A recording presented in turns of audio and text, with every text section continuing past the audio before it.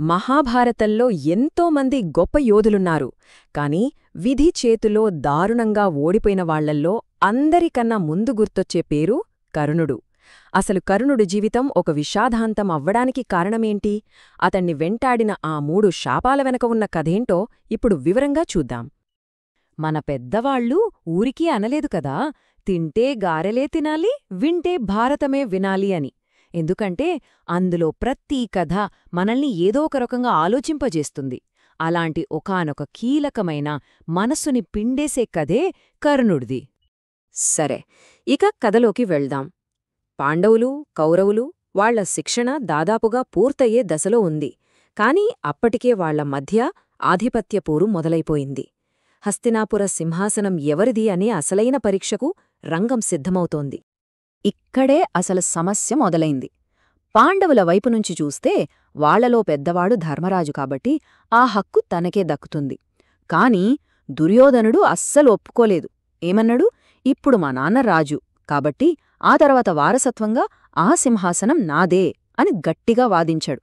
చూసారా, చదువు పూర్తి కాకముందే అధికారం కోసం పోరు మొదలైంది. ఈ గొడవలకు ఒక ఫుల్ స్టాప్ పెట్టాలి కదా. అందుకే వాళ్ల గురువు ద్రోణాచార్యుడు ఒక పెద్ద టోర్నమెంట్ ఏర్పాటు చేశాడు. రాకుమారుల్లో ఎవరు గొప్ప యోధుడో అందరి ముందు తేల్చేయాలి. ఇక అప్పట్లో అందరి నోట ఒకే మాట: అర్జునుడు. అద్భుతమైన విలుకాడు అర్జునుడి గురించే అంతా మాట్లాడుకుంటున్నారు. కాని ఈ అర్జునుడి పొగడతలన్నీ వేరే చోట, మరో గొప్ప గురువు దగ్గర శిక్షణ తీసుకుంటున్న కర్ణుడి చెవిన పడ్డాయి. ఆ మాటలు విన్న కర్ణుడు మనసులోనే ఒక ప్రతిజ్ఞ చేసుకున్నాడు.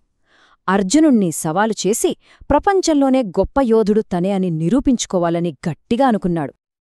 అయితే ఆ లక్ష్యాన్ని చేరుకోవడానికి కర్ణుడు ఒక పెద్ద అబద్ధం చెప్పాల్సి వచ్చింది. తన గురువైన సాక్షాత్తు పరశురాముడి దగ్గర తను ఎవరో అనే నిజాన్ని దాచాడు.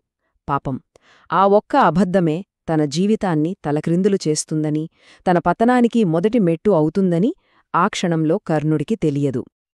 అలాంటి ఒకరోజు కర్ణుడి సహనానికి ఒక భయంకరమైన పరీక్ష ఎదురైంది. గురు పరశురాముడు కర్ణుడి ఒడిలో తలపెట్టి నిద్రపోతున్నాడు. సరిగ్గా అప్పుడే ఒక కందిరీగ, అది కూడా మామూలు కందిరీగ కాదు, ఇంద్రుడు పంపిన మాయా కందిరీగ వచ్చి కర్ణుడి తొడెని తొలిచేయడం మొదలుపెట్టింది.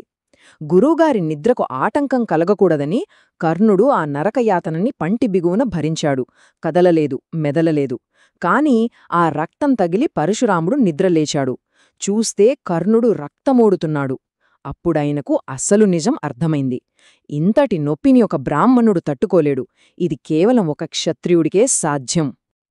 అంతే, తనని మోసం చేశాడనే కోపంతో పరశురాముడు కర్ణుడికి మొదటి అత్యంత వినాశకరమైన శాపాన్ని ఇచ్చేశాడు. ఓ కర్ణ, నన్ను మోసగించి నేర్చుకున్న ఈ అస్త్రవిద్య నీకు అత్యంత అవసరమైన సమయంలో నీ ప్రాణం మీదకొచ్చినప్పుడు గుర్తుకు రాకుండా పోతుంది అని శపించాడు. ఎంత దారుణం కదా! జీవితాంతం కష్టపడి నేర్చుకున్న విద్యే చివరికి దగా చేస్తుంది. నిజానికి శాపం ఇచ్చాక పరశురాముడు కూడా కాస్త బాధపడ్డాడు. తన తొందరపాటుకు పశ్చాత్తాపపడ్డాడు. అందుకే శాపాన్ని వెనక్కి తీసుకోలేకపోయినా కర్ణుడికి కొన్ని శక్తివంతమైన బహుమతులిచ్చాడు. కాని ఏం లాభం?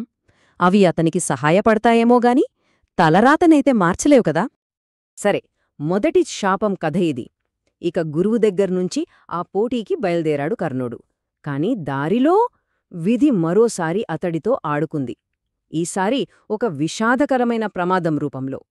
కర్ణుడు ఒక మంచి పని చేద్దామనుకున్నాడు. కాని అది కూడా బెడిసికొట్టింది. ఒక పులి ఆవు మీద దాడి చేస్తుంటే చూశాడు. వెంటనే ఆ ఆవును కాపాడటానికి బాణం వేశాడు.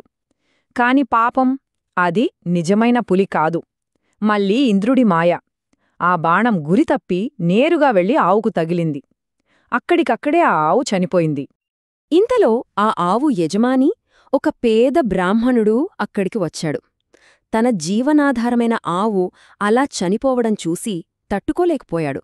ఆ ఆవేదనలో కర్ణుడికి రెండో శాపమిచ్చాడు. ఎలాగైతే నా ఆవు నిస్సహాయంగా చనిపోయిందో, ఎలాగైతే నన్ను నిస్సహాయుడిని చేశావో, నువ్వు కూడా నీ యుద్ధంలో అత్యంత కీలక సమయంలో ఏ ఆధారం లేకుండా నిస్సహాయ స్థితిలో చనిపోతావు అని శపించాడు. అప్పటికే 2 శాపాలు. ఆ భారంతోనే కర్ణుడు తన ప్రయాణాన్ని కొనసాగించాడు. కాని అతడి కష్టాలంకా తీరలేదు. ఈసారి ఒక చిన్న మంచి పని కూడా మరో శాపానికి దారితీసింది. దారిలో వెళ్తుంటే ఒక చిన్న పాప ఏడుస్తూ కనిపించింది. ఏమైందని అడిగితే తన నెయ్యి కింద పడి మట్టిలో కలిసిపోయిందని చెప్పింది. ఆ పాప కన్నీళ్లు చూడలేకపోయాడు కర్ణుడు. వెంటనే ఒక సాహసం చేశాడు. తనకున్న అపారమైన బలంతో ఆ నెయ్యి పడిన భూమిని గట్టిగా పిండాడు. అంతే, ఆ మట్టిలోంచి నెయ్యి బయటకొచ్చింది. దాన్ని ఆ పాప చేతిలో పెట్టాడు. కాని ఈ పనివల్ల భూదేవికి కోపమొచ్చింది. ఒక చిన్న పాప నెయ్యికోసం తనని ఇంతలా గాయపరుస్తావా అని ఆగ్రహించింది. వెంటనే ప్రత్యక్షమై కర్ణుడికి మూడో శాపమిచ్చింది. ఈ శాపం ఒక యోధుడికి ప్రాణంతో సమానమైన రథాన్ని లక్ష్యంగా చేసుకుంది. నీ యుద్ధంలో అత్యంత కీలకమైన సమయంలో నేను నీ రథచక్రాన్ని పట్టుకొని భూమిలోకి లాగేస్తాను అని శపించింది. ఒక్కసారి ఆలోచించండి. పుట్టినప్పుడే తల్లి వదిలేసింది. ఇప్పుడు తను జీవితంలో ఏదో సాధిందామనుకునే సమయానికి ఇలా 3 శక్తివంతమైన శాపాలు. అసలు తన అసలైన సవాలు మొదలు కాకముందే కర్ణుడి విధి ఏంటో తెలిసిపోయినట్టు అనిపించట్లేదా?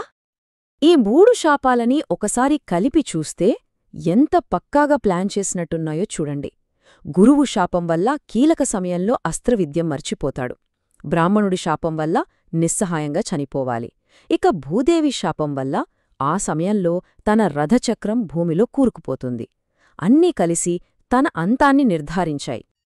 అయితే ఇన్ని శాపాలు, ఇన్ని కష్టాలున్నా కర్ణుడు ఎప్పుడూ ఒంటరి కాదు.